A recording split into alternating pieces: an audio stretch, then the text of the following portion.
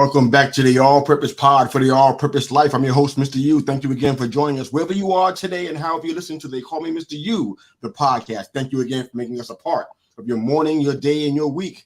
We're your weekly mirror check before you go change the world, baby. You can find us on Facebook, Instagram, YouTube, and the Twitter.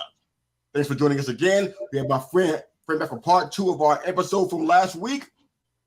Football Talk with Bo in the house. Good morning, brother. How you doing? Morning. Doing good. How about you, man? Good. Real quick, thanks for jumping on again, man. And real quick, I want to give a shout out to all of our military personnel, first responders, auxiliaries, the families of all those that serve in the armed forces and service here, foreign and domestic. Thank you again for making this country so great and for serving on such a high level and giving your life for our freedom and our liberty. We thank you for today. I know people are cooking out and grilling, but I want to say thank you from the bottom of our hearts for all you do for us. We appreciate you guys. All right. So I want to start off with our poll question for today. Let everybody get a chance to marinate within our time together for this hour or so that we're going to be hanging together, Bo. Also, I want to ask everybody to help us fix our team. That's our poll question for today. If you know me a little bit on social media, you know I root for the New York Football Giants, the Michigan Wolverines, the New York Yankees, and the New York Knicks. Bo loves the Seattle Seahawks, the Seattle Mariners, and the Washington Huskies. All right. So help us fix our teams. If you guys think they're already perfect and they're fantastic already, and they're already in no need of fixing, totally fine with it. If you see an issue there, help us out because we live and die with these teams, and we're always thinking about it. We're always hoping for the best, hoping for a championship, and all those things that go with it. So help us out with. That's our poll question for today. Help us fix our 17 that we just agonizing over all the time, right? So help us out. You can hit us up on YouTube in a live comment section, or try to find us on Twitter at Football Talk WBO, or with me at They Call Me MRYU. Okay. So thanks for your help on that one. Looking for the poll question and your thoughts on our show today. So Bo, let's jump in, man. So we've been talking last week about so many things. We spent so much time on the NIL last week. Yep. and the amateur rules. I think we talked about a few other things, but NIL was kind of ruling the day last week. But I want to go into a few other things today. So let's talk about expansion. Now, I don't even know why I thought it was an important topic. It just kind of just hit me as something I thought would be valuable to talk about today, because there's so many teams that, well, one of the reasons why I want to talk about it with you is because you're a big fan of Seattle. I got a really good friend up in he's in Washington State. Where he is. He's not in Seattle, but in like a suburb or something like that. Every time I talk to him, every time we talk, you know what comes up, right? The Sonics. Every time I talk to him. And I know that it's near and dear to your heart from being in that area, and it's impacted a lot of folks that you don't get to hear from a lot. So I thought expansion would be a great topic to kind of flesh out with you, somebody who's actually on the right side of it, I guess you could say. Yeah. So as far as suggestions for expansion, we could talk a little bit about Major League Baseball, a little bit NBA and some NFL and stuff. But off the top of your head, I know that the first thing I heard about was expansion was Montreal Hall, which excited me a lot because I was a baseball fan. That was my first love in sports, my first sports love, believe it or not. And I was a big baseball card collector. Oh, yeah. So a lot of all these guys, I knew them from the card before I even see them play baseball. And the guys from the Expo, I'm talking about Dawson and all these guys on the Expos. I knew them from their card before even watching them play ball.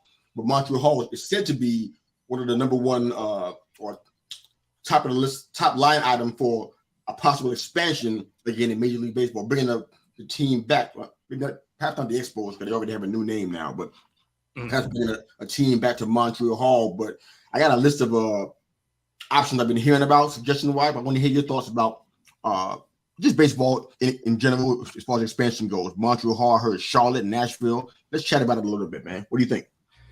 Yeah, so I could see Montreal getting a team back. They weren't really excited about losing theirs. No city is generally happy about losing their teams, but I could see them. I could see Charlotte getting one. Stuff like that. Some of those mid-market type size cities. If Major League Baseball is really trying to expand, that's probably the way they're going to go. I just don't know that they're Are they really looking to expand right now?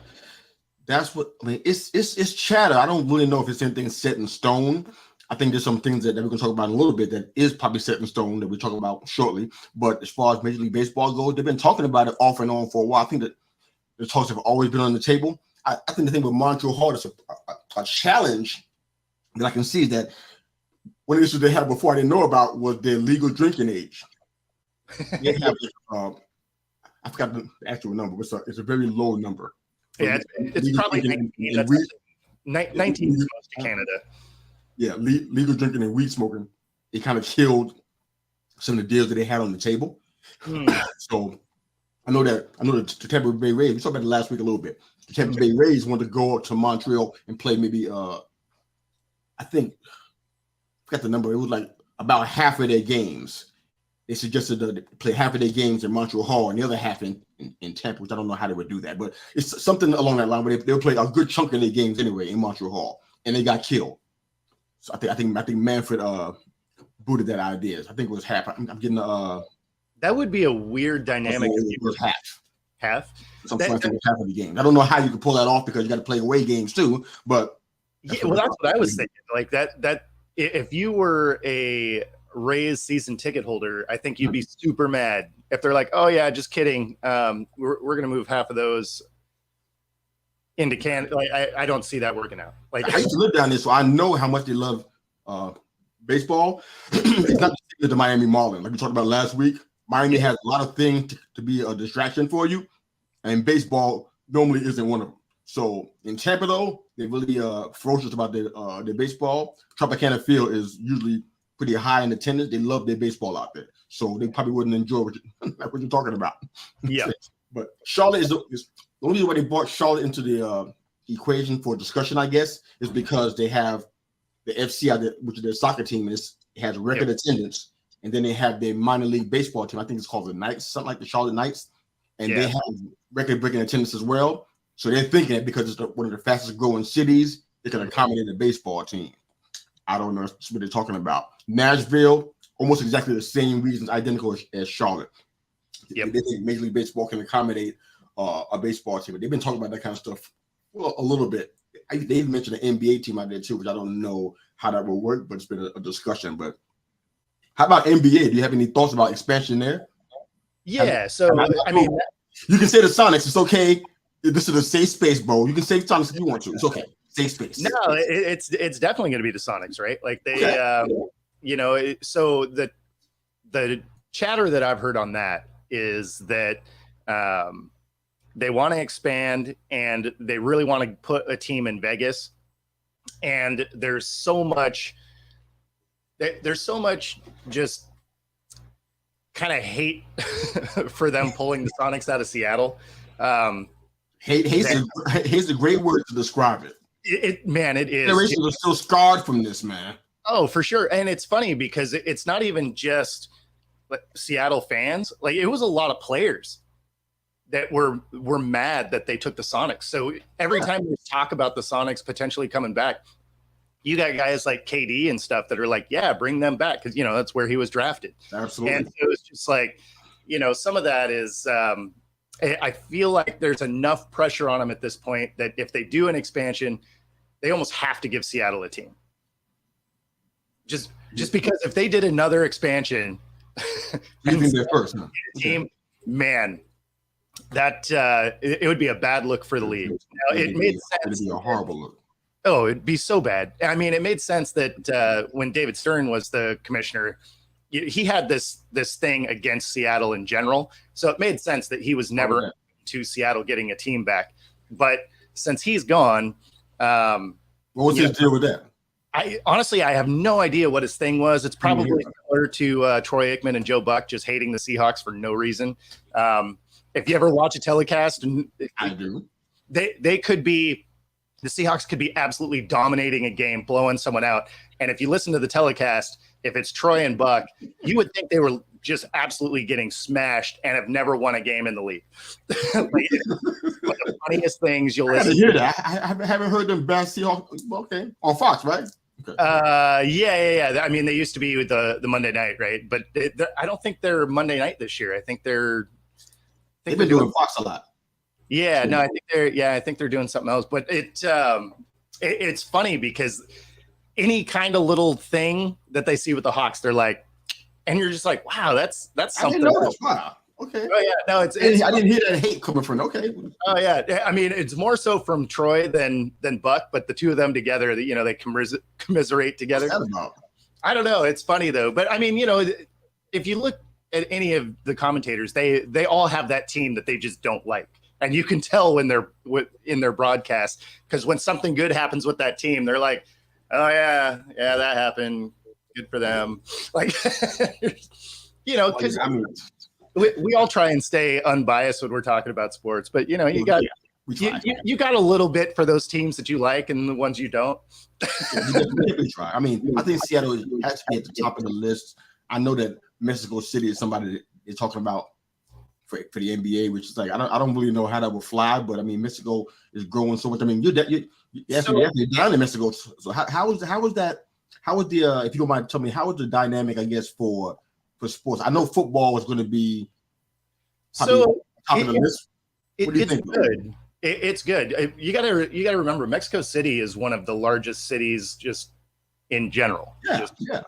In the world. So there's a market for all of it. I mean, when the NFL came down here, they sold out 100,000 seats for football in like 2 hours. So I mean, the fan base is there. If they were going to do a basketball team down here, that actually wouldn't be horrible. Because what does that mean? It wouldn't be horrible. That means maybe it's going to work, or logistically, you know, when you're talking about travel and stuff like that, because you know, a main hub to Mexico is, you know, Dallas Airport, Phoenix Airport, LAX, the Miami, right? Those are all main hubs that go straight into Mexico City, and they're central time. So it's not like you're going overseas and have to try and get used to a different time zone to play a game and stuff like that. It would be like going anywhere else.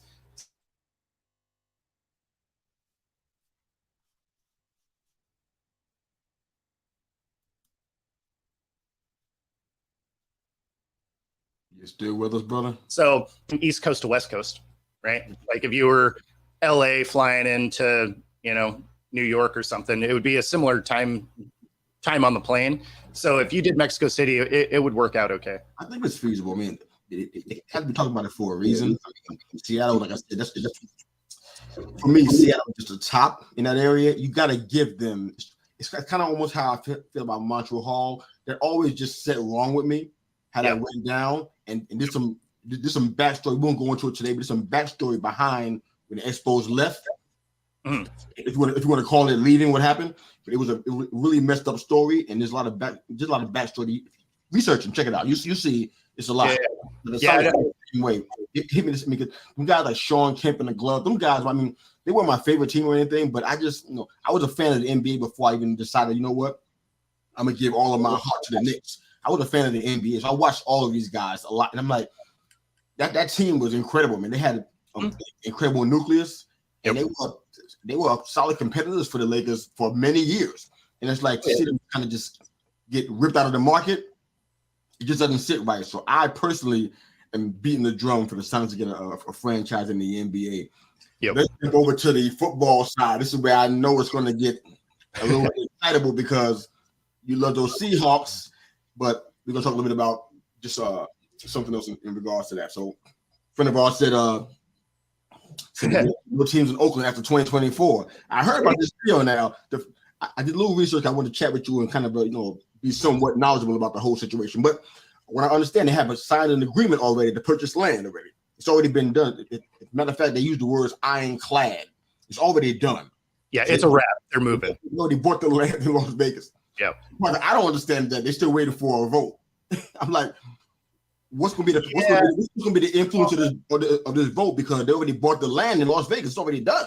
So it's like this vote. I mean, what did they say? No. I mean, what happens? They're not gonna say no. I mean, you got to remember, any of these leagues, right? All of these leagues, there's 30 owners, 32 owners, whatever, right? So these guys talk. So is there going to be a vote? Of course, because they have a date they have to vote on, whatever. Do these guys have they already talked and made their decision? Of course, because there's 30 billionaires that will get each other on the phone and be like, hey, we're doing this. So I really don't think that there's going to be too much issue with the vote. And the vote is essentially a formality, which is why they've already bought the land. And I mean, the entire sports landscape of Oakland, they don't really want to build stadiums. They don't really want to help their teams out. The A's have been John Fisher thing, man. Well, and the A's have been so bad that it's not like anybody is going to the games. Like when you see them on TV, there's more staff in that building than fans. So it's pretty easy to move when nobody's going anyway. If ticket sales is your, day of game day passes and stuff, it's not great. Give me a second. I want to go a little bit deeper with this because I was doing a little bit of research and having a little story time this weekend just to kind of see what's been going on with this. Yeah. And I saw a similarity that happened with the San Diego Chargers. Now, I talk about it on Twitter from time to time, but if somebody asks a poll question, if you don't have your team in football, who's going to be your second favorite team? Okay. I always said consistently the San Diego Superchargers. Now, I have no idea why I like them and why I follow them. There's no affiliation, nothing in my family. Nobody loved San Diego in my childhood, nothing like that. Mm-hmm. I always just levitated toward them for some reason. I mean, I loved Austin Eckler and Phillip Rivers. I just always levitated toward them for some reason. But that story that happened with San Diego moving to LA is the same thing that's happening with John Fisher and in Oakland / Vegas now. The same thing. What they did was, and this was a calculated plan. It rubbed people the wrong way. I see what people are mad about the Sonics and stuff. I see why they're mad about the Baltimore Ravens. Still mad about that. Yep. Well, it was a similar deal with the Sonics, right? It was sold, and then they just kind of backdoor deal to get them out of town. Yeah. So what they did was they took all the talent, stripped the team of the talent, had B and C players starting, right? And then they took out all the influence of the ticket holders. Yep. Like I know when this happened, I think, with the Oakland A's too, where all the ticket season holders, the season ticket holders, couldn't sit behind home plate anymore. They had them sit in all kind of obscure places, kept it all open. They wouldn't sell, they wouldn't give them their season tickets anymore. And then they would raise attendance prices, hoping people wouldn't show up. And then they'll say, well, people not showing up to the team, to the team game, so this is our justification for leaving. They wouldn't do repairs. I heard all kind of crazy stories, especially in Oakland with the Athletics, about a possum living in the press box. Pest control can take care of that stuff, but they didn't do it on purpose. So the possum had a little permanent home in the press box. Oh, that's the guys announced. I'm like, they were trying to drive people out. They had broken bathroom stalls, rusted fixtures and appliances. I mean, they were trying to keep people out. And they would use the lack of fan support to justify relocating. They did it with the Chargers. Mm-hmm. Apparently, they must have did it with the Sonics as well. I'm sure they did it with the whole Ravens-Brown situation they had going on. And now they're trying to do it with the Athletics. And I mean, people right now, the Athletics are they would be moving too. Yeah, so Seattle perhaps Las Vegas as well. Seattle's was a little bit different because the building they played in was owned by the city, right? It was Key Arena at the time, and the city owned it, and they weren't gonna approve any other, big improvements on the building or anything like that. And so when Howard Schultz sold it, there was still plenty of fans going. There was still plenty of talent on the team because they had KD, they had Ray Allen, like they had a solid team. But Clay Bennett buys it, does a hard line on we get a new stadium or we're leaving, and it wasn't an independent stadium, right? Like it's owned by the city of Seattle, and so they said no, and he got the vote to be able to leave, and it only took him 15 plus years to finally rebuild that stadium. I don't know what's happening in Oakland, man. This is crazy. I mean, yeah. just with the athletics and what happened with the Raiders, just that bias. So it's amazing to me. And I said, Well, you got to remember Golden State left too. Yeah, I think John Fisher's the owner of the Athletics. I think that's where I was trying to go, not with the Raiders. So John Fisher's the owner of the Athletics.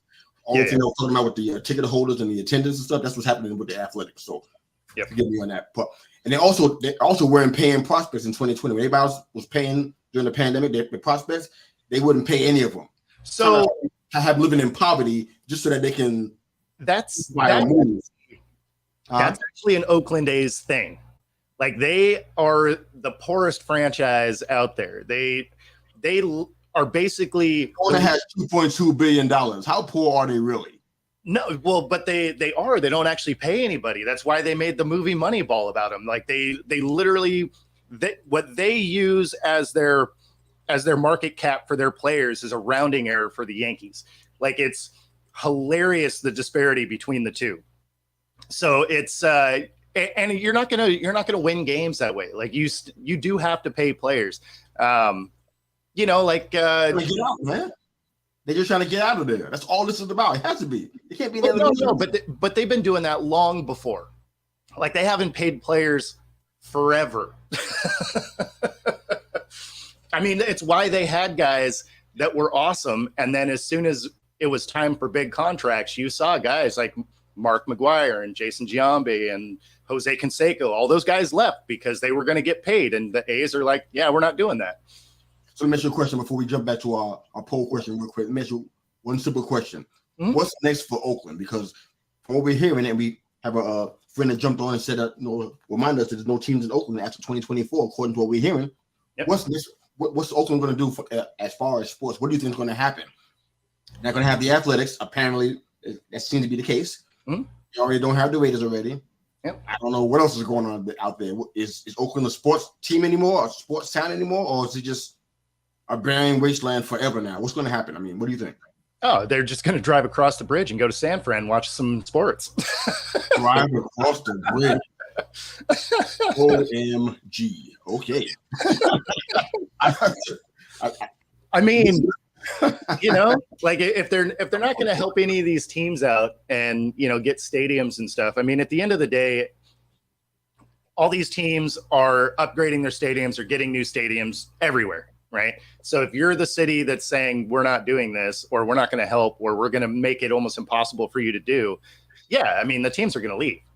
I mean, so some of that is definitely on the city itself. Obviously, some of it is, like Mark Davis going to Vegas.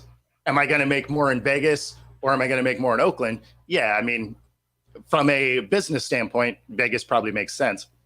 But, at the end of the day, the city has to be a player on it also. I'm going to say this, and I hope you don't get mad about it, but I hope, I so hope that Oakland doesn't jump the line and get a franchise over there before Seattle does. Oh, they won't. Just saying, they won't. It can happen. I don't want that to happen. I'm just saying it could possibly happen. With Golden State leaving, a couple years ago now, there's no way they get a team that fast, especially with the mass exodus of literally every sports team. Okay, money talks. But back to our poll question. Help Bo and I fix our teams. I have the New York Giants, the Michigan Wolverines, the New York Yankees, and the New York Knicks. And Bo has the Washington Huskies, the Seattle Mariners, and the Seattle Seahawks. Help us fix our team. That's our poll question for today. How would you fix our teams if it was in your hands to do so? Live comments on YouTube, and perhaps we can catch something on Twitter, maybe. But hit us up on YouTube first and foremost. Next topic. This whole Ja Morant thing. Oh man. Yeah.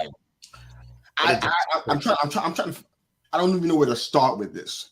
I think it hits me weird because I've been watching sports literally my entire life, and I've seen those trends that we always see, that those young guys that are doing so great. People are talking about them, they're using the word superstar to describe them. Mm-hmm. Even if they're not that, they call them a superstar. This young man right here got a lot of issues going on, obviously. But I just heard he got a new sneaker deal. I just heard about this. Mm-hmm. I didn't know. A new sneaker deal. The man should be a billionaire by age 30. I don't know how old he is right now, but I'm pretty sure he's probably 5 years away from that. He could be a potential billionaire by age 30. I mean, we already are in the entitlement generation. We discussed that last week.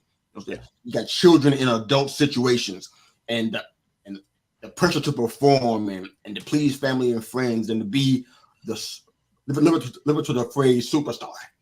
Mm-hmm. Now we got this guy here with all these issues, punching folks, brandishing weapons and stuff. It's like, we know it's a brand issue. We know that already, but it's like, what are you thinking about this? I heard some thoughts from you offline. I want you to just share with both of our listeners. What are you thinking about this?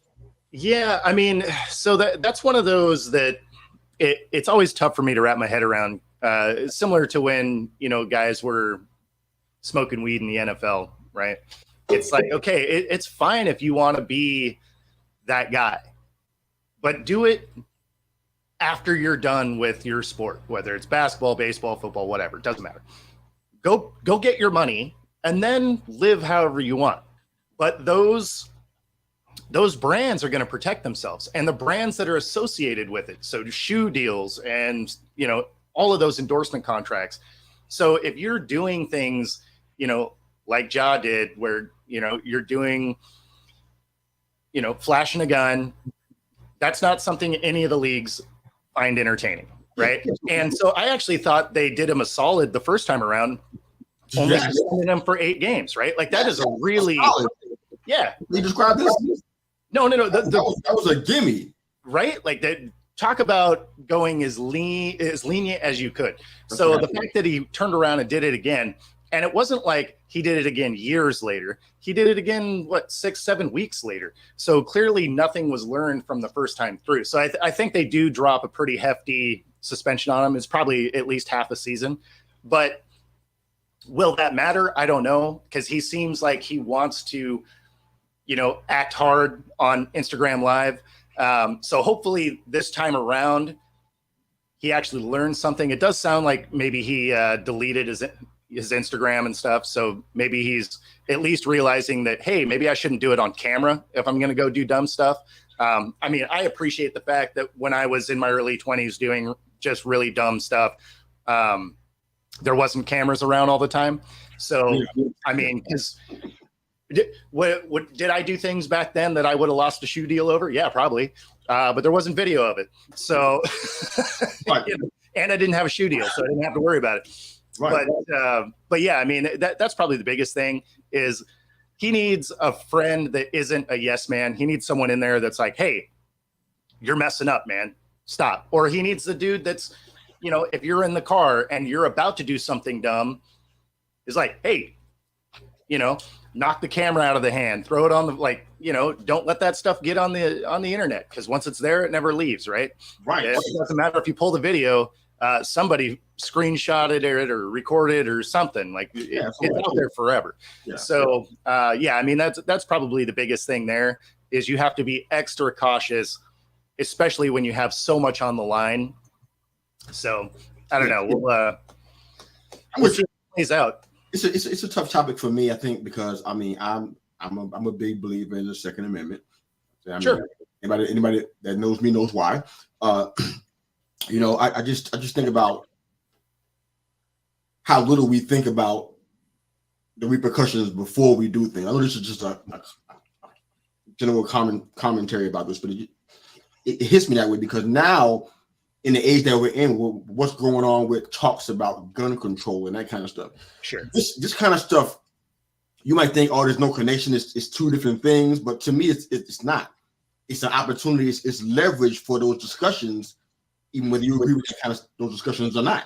It's leverage for that because now you got somebody who's doing something irresponsible with something that's dangerous. I mean, we don't know the gun's loaded or not. I mean, so I'm described by Plaxico. I mean, in my mind, I thought that we had a legitimate chance. And people say that kind of stuff before the season starts. They don't really know. I thought we had a legitimate chance to be a Super Bowl contender the following year. I felt like that. Yeah, because we had the same talent. Yeah, most times when the Super Bowl happens, and we've seen it every Super Bowl, I think maybe in the past several years. I don't know when it was not that, but every Super Bowl year, somebody of significance leads the team, either because of money. They can't pay them enough. They're too far over the cap. Whatever the situation is, and they always end up losing a critical player, so that they can't repeat. That would probably the only exception may be the Patriots. That might have been the only exception I could think of on top of my head. which is why they could repeat the way they did. They kept most of the That's same. because they didn't pay anybody. Yeah, I mean that's fair. That's fair. You know, I thought we had a legitimate chance to at least be back in the running again to defend the championship. Mm-hmm. That's going around in the club with sweatpants on and shot itself. Yep. I mean, so these kind of things are what comes back to my mind when I hear situations like you in the club with a gun or wherever you are in the background, club wherever, I don't know. That point's not really relevant. You're on, you know, on a live camera with a weapon, you know, and you're not being responsible with it. I mean, this thing I think about, I'm like, you create issues to add on top of the issue we already have going on in our country. And it's like young folks, I don't know how they missed that. All these friends, the people you got in your life, who's speaking? Who's speaking to you? I mean, is anybody on the team that's talking to you? I mean, what is good counsel? I mean, this doesn't make any sense to me. Yeah, well, see, that's the thing, right? Is you need good counsel. But on the same note, when you were 20, how much good counsel input did you actually take to heart? Like a lot of those things you had to learn kind of the hard way along the way, and then you're like, you know, they might have been kind of smart actually. Because there's definitely, I mean, there's things that you listen to, and then there's things that you're like, I don't know, we'll see, and then you do it and it doesn't work out, and you're like, oh, okay, yeah, no, I'm just dumb. I mean, okay, I recall my 20s very well. Yeah, and I know what was going on there. I did some dumb stuff. Let's be honest. Although I wasn't ever responsible with weapons, though. I will say that. I got some good. I mean, I didn't have a whole lot of mentors around me at the time, but I had some people who took opportunities to speak into my life. Mm-hmm. You know what I'm saying? And I really received some things that, you know, it depends on how it was given to, the attitude it was given, and then, you know, maybe perhaps the volume which it was given that impacted whether I would receive the information or not. So I'm saying, but I mean, this is so far above that. It's like, because now you got millions of dollars involved in these decisions. Exactly. And then you got a fan base which is way bigger than what I ever had. So I just don't understand it. But I think about, I was reading an article recently about the connection of poor health to people who are in fame at younger ages, how they deteriorate faster. Sure. Look at those former TV child stars. Look at their life.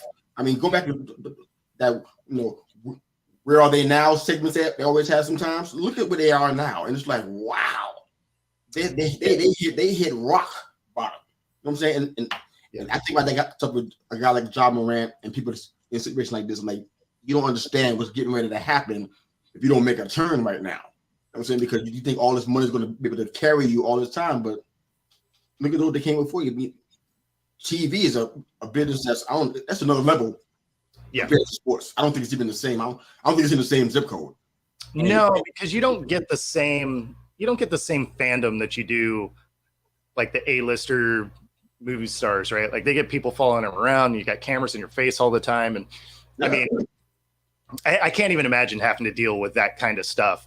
It sounds terrible, honestly. Yes, it does. But you know, it's not the same for sports, right? Like even if you're a superstar in sports, if you're really popular in your hometown for the most part, and then even if you're an all-time superstar, like say you're a Michael Jordan, right?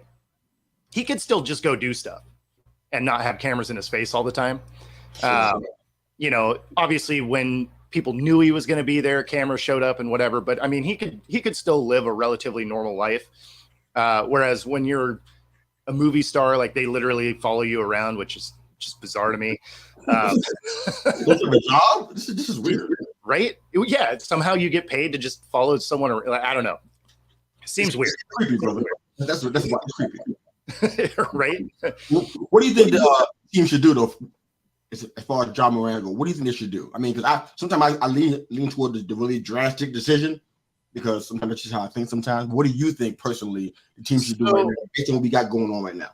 So I feel like you have to set a precedent, which, and I do think they end up doing probably half the season, but I probably would have tagged him with the indefinite, because it was a direct slap in the face to what you disciplined him for 6 weeks ago, 8 weeks ago, whatever it was. Now, do you actually suspend him for the entire year? Probably not. But if you do the indefinite, then it gives you some latitude on how long you can land, right? It also gives you some negotiating room with the Players Association. So, so I probably would tag him with the indefinite. You threaten the full year, and then somewhere in the negotiations along the way, you probably land at, about half the year, because the problem is they did go so lenient the first time that the Players Association is going to fight back on a real long suspension, because you're going to be like, well, he did it and it was 8 games. So he did it again. Why would it be more than 40 games, right? Like why would the second discipline be more than 4 times the amount? So, I mean, I feel like once the lawyers get involved, it's probably half a season. Wow. Okay. Well, let's jump to our next topic, man. So we were offline about the impact. I just had a weird thought, because I saw that Lamar Jackson contract. We know how it goes. Whenever the next QB is up for a contract, or an extension or whatever, or new terms, they always had to be the highest. Quarterbacks anyway. Yeah, it seems to be a little game that we all play, huh? Right. Yep. But in this case, I was thinking, like, what's going to happen when we get to $500 million? I mean, because that's a lot of money. I know the billionaires in ownership have the money, but it just I wonder what the impact of the team is. But because it doesn't seem like we're that really far away from it. I mean, I think Lamar's numbers, I forgot what it was, but I think it was like above 250. I think it was for his contract. Yeah. Don't hold me to that number, but something like that. It's 250. It was, I think it was I think it was closer to like 270 with all the, things he could get. And then it was like 216 was the guaranteed, something in there. But I had the number higher. I mean, lower for some reason. I don't know what it was, but okay. So it's not, I mean, look how fast we got here. If you go back and do the math, I did the math myself. I went back and looked and see how fast we jumped from, I think I looked from 2015 to kind of see with the Russell Wilson contract. That was 8 years ago. Yep. The contract from 8 years ago doubled in 8 years. Sure. It's like, how fast, I mean, it's not reasonable to think it's going to be the same amount of time and the same number for the next 8 years. It's going to be faster probably. So we can get the $500 million for a quarterback contract a lot faster. What's going to be the teams, man? Well, so here's the thing: is in 2013, the cap was 123 mil, and it's 224.8 mil this year. So, I mean, their contract doubled, but so did the cap, right? Okay. And the cap basically goes up roughly about 7% a year. So it's reasonable to think that next year's cap will be roughly around 240 million. So, I mean, they can absorb those contracts, because if it's a 5-year, 500 million, I mean, but we're talking about those in the future, especially if you're doing signing bonuses and stuff like that. Who knows what those cap hits really look like. I think what they have shown is the fully guaranteed contract is still not really on the table yet. So even though the numbers are huge, there's outs on all of those contracts. Or you can make guys restructure. I think Mahomes just restructured his, even though his was a 500 million, like 10-year contract or something. So, I mean, there's so many. $500 million contract? What's that? Yeah, the $500 million contract already? Yeah, I think it was 500 for 10 years, though. So, like, it was a crazy, it was like a 50 mil a year contract, like it escalating contract, and there was no way it was ever going to get played out, like but so that's the thing with football contracts, right? Is really the only years that matter about the first 2 or 3, and then from there tends to be a lot of either restructure or renegotiate or whatever. So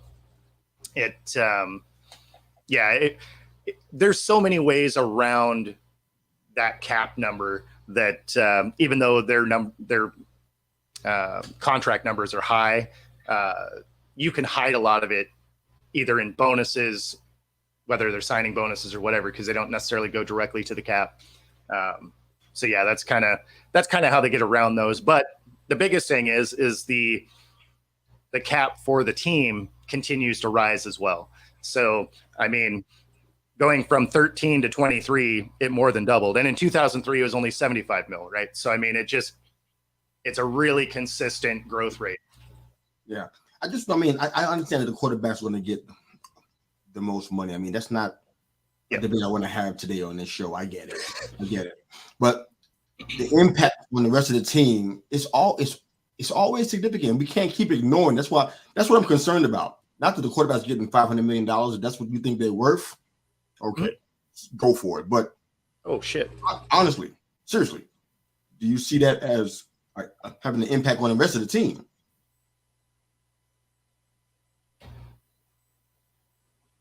The wonders of going live, everybody. Oh, what happened there? You got me? I'm still here. I got you. Okay. Yeah, I have no idea what happened there. That was my screen just went black. All right. And then I love the live podcast. This is great. I was like, uh-oh. I love this. I would say, I'm not concerned about the $500 million contract for a QB. If you think it's worth that, that's fine. Go with that. But there is a impact that we can see on the rest of the team. And my question is, how do we navigate that? You talk about the cap going up, but I mean, position players get more contract is still. I mean, we ain't avoid this part, so the cap has to go up significantly because a $500 million contract is about between $46 to $50 million of the cap. I mean, 46 to 50% of the cap. So you're talking about the quarterback having almost half of whatever the cap's going to be. Well, yeah, but those aren't real numbers, though. They're incentive. I'm not good at math. No, well, because that doesn't all go to the cap, right? So those are incentive-based numbers. So whenever you see a contract that says, outside of Deshaun's, right? Everyone else's contract, it's like, oh yeah, it's a $500 million contract. It's like, okay, cool. And then it's like 190 of it's guaranteed. It's okay. Well, that's your contract is 190 because the rest of it is all incentive-based things. And a lot of them, especially the top end of it, has incentives that are almost unattainable, right? Like there's some incentives along the way that you're like, okay, this one's probably easily achievable and this one's probably easily achievable. But this one says I have to win, a championship game and then a Super Bowl for me to achieve this part of the bonus structure. And so, I mean, could you hit it? Sure. Do you hope you hit it? Of course. The odds of hitting it, pretty low. So whenever you see those huge contract numbers, that's not generally what they're actually going to get. It seems like something's going on, man, because I hear what you're saying. It seems like it has an impact because so many teams are out of the free agent market so quickly. Well, there was a dip in the salary cap. Baltimore was a great example of that. After that big contract for Lamar, they stopped moving free agents wise. They started plugging with duct tape and bubble gum after that. Yeah, so it has to have some kind of impact on the ability to pay everybody else. I mean, I shudder to think what's going to happen with the Chiefs, man. Because even though Mahomes has a big contract, I'm not. It wouldn't surprise me in a couple of years or so that he's going to want to do something. Well, he did restructure his this last offseason or this current offseason to allow them to bring in some other talent. So there was some contract finessing to allow that to happen. And so what year contract is he in now? What year is he in now? This is 3. I think he's year 3, right? Year 3, something like that. Yeah. But yeah, so I mean, like some of that, and you also got to look at organizations like the Rams and the Saints who do some creative accounting where they backload a bunch of the contracts to try and get as much talent on the field for 1 year, go win a ring. It worked for LA. It didn't work for the Saints. And it's an effective way to go about it because then you basically dump all those players when those cap hits are going to hit. and you end up with the Rams team that we're going to have this year that's probably not going to be great, devoid of a lot of talent because they had to ship him around the league because they're paying a piece of a contract for a player that's not going to be on their team. Let me read this to you real quick. I want what you think about this. This is from Spot Track. Right? Okay. It says in 2023, Mahomes, these are all the numbers he's going to get. Yep. Apparently. His base salary is going to be $5.5 million, right? Yep. Roster bonus of $22.4 million. Yep. Restructure bonus of $12 million. Yep. Workout bonus of $550,000.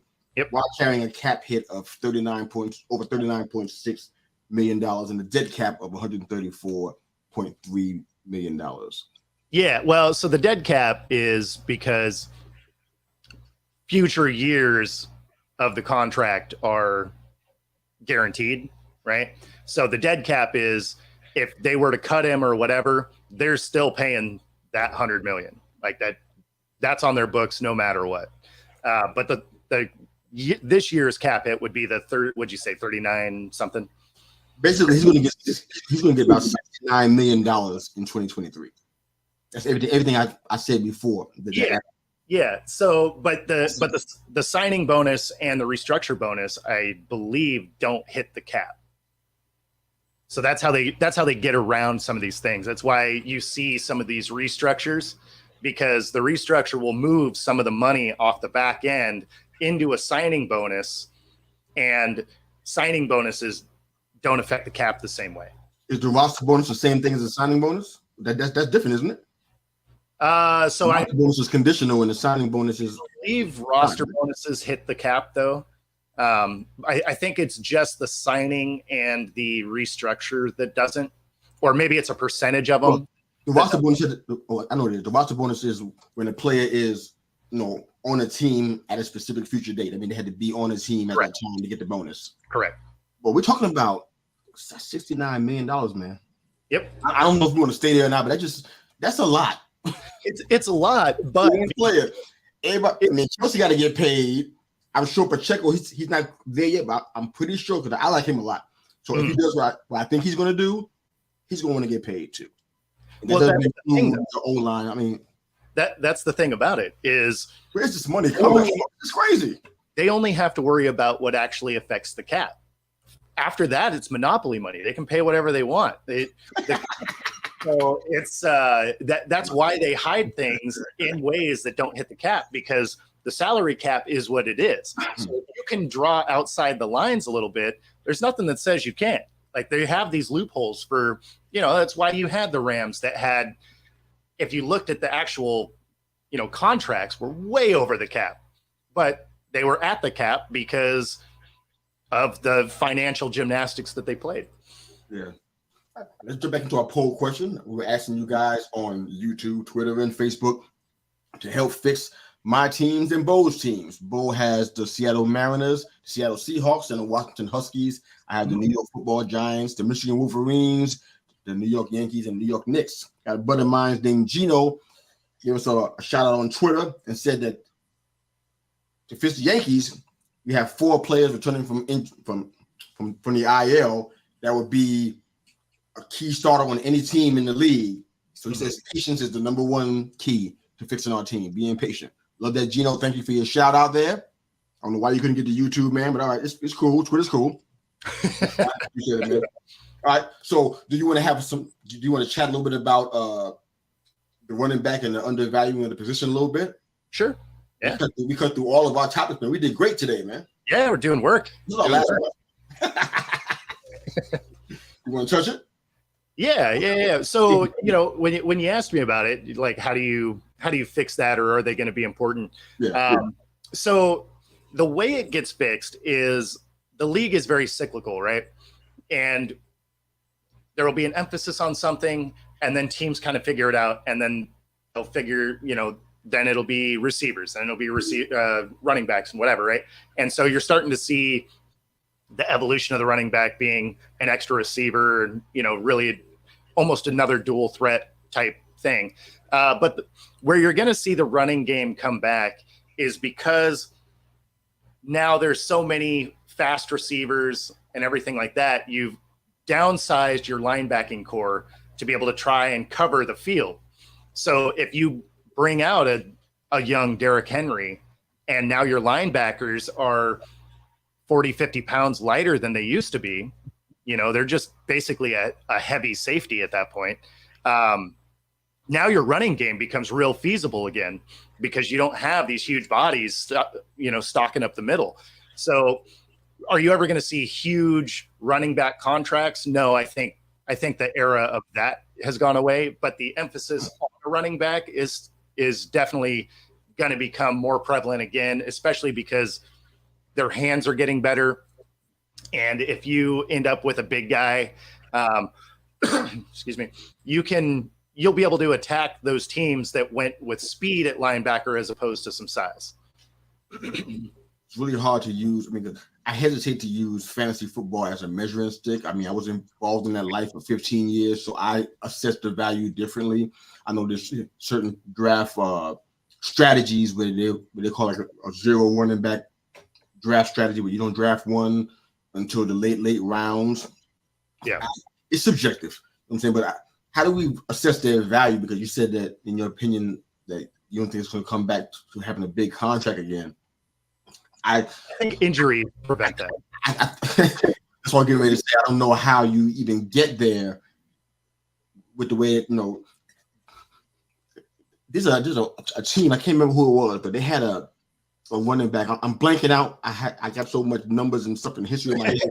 There was a team that had a running back that was on his last term back in his contract. Okay. And they ran him into the ground, and I mean quite literally. Yeah. They knew he was going to be a free agent, and they ran. I can't think of who it was. I want to say they're in the NFC, but I'm not totally sure. But they ran him into the ground. If you guys are thinking to hear us and you know who I'm talking about, drop it in the comments for me, because I'm going to think about it all day if I don't figure it out now. Unless you know, Bo. But it was somebody, and they ran him. It was his last year, and they ran him into the ground, knowing that he wasn't coming back. Yeah, I know who you're talking about. I can't think. They gave him more minutes than anything, and they ran him to the ground. And as a matter of fact, I don't think he's in the league right now. Yeah, as a matter of fact, if you guys can pick it out, hit us up, because I can't think of it at all right now at all. But you said injuries are going to play a big part in that, because I don't know how you assess their value. Do you do it by their placement in the draft? The length of dollar amounts in their contract. I mean, how do you assess their value, man? Because sometimes people might say, "Oh, they're a dime a dozen." You have a guy like a Saquon or potentially a Bijan Robinson or whatever. Yeah, you got these guys that you think are larger than life. It's like, but after a couple of leg injuries, they're not that anymore. And then all of a sudden, you're trying to figure out what to do with them. I mean, Marshawn Lynch comes to mind as well. I mean, there's a whole bunch of areas where I've seen guys get run in, into the ground for the most part, and they get a lot of carries, not a lot of room to rest in those situations and stay healthy for stretch runs and everything. It's like, how do you determine their value? Because you're saying you don't think they're going to come back because of injuries, but what? Yeah, I mean, that's the hardest thing with running backs is the career length isn't super long. Mm-hmm. Just because, they're getting hit constantly, even on plays that aren't running plays, they're in there as a blocker, or, I mean, so they have contact every play. And it's hard contact, right? Like, it's not going out against a corner, it's going against, they're getting hit by linemen and linebackers. And I mean, so they're getting hit by dudes that are 300 pounds all the time. It's not so, your average running back doesn't hardly make it through their rookie contract. The stars make it through 2 contracts. I mean, it's not like a quarterback or, some of these receivers that can have 15 plus year, careers in the NFL. Running backs are, you're long in the tooth if you've had 8 years in the league. So it's tough to have them have big contracts. And yeah, like you said, if you're playing fantasy football, you're not taking them up top, you're taking them down at the bottom somewhere. But I mean, are they ever going to get the big money again? No, probably not. But having a strong back, I do think ends up making a return. And again, only because you're seeing linebackers really start to get sized down to try and keep up with the speed that all these receivers are coming in. Because it used to be that receivers were, 4'4", 4'5", 4'6" was all, pretty average numbers to see around the league. And now you're seeing multiple guys in the 4.3s. They're touching 4.2. Like, you're getting real burners in there now. Oh, yeah. And you have to have guys. You have to have linebackers that aren't, 270. They got to be like 230 because they need to be able to run a 4.4 to even have a shot at covering a flat on an out route. So it's something that if you do have teams kind of following suit and getting those downsized guys, and you bring in a guy that, is like Derrick Henry, who's a monster.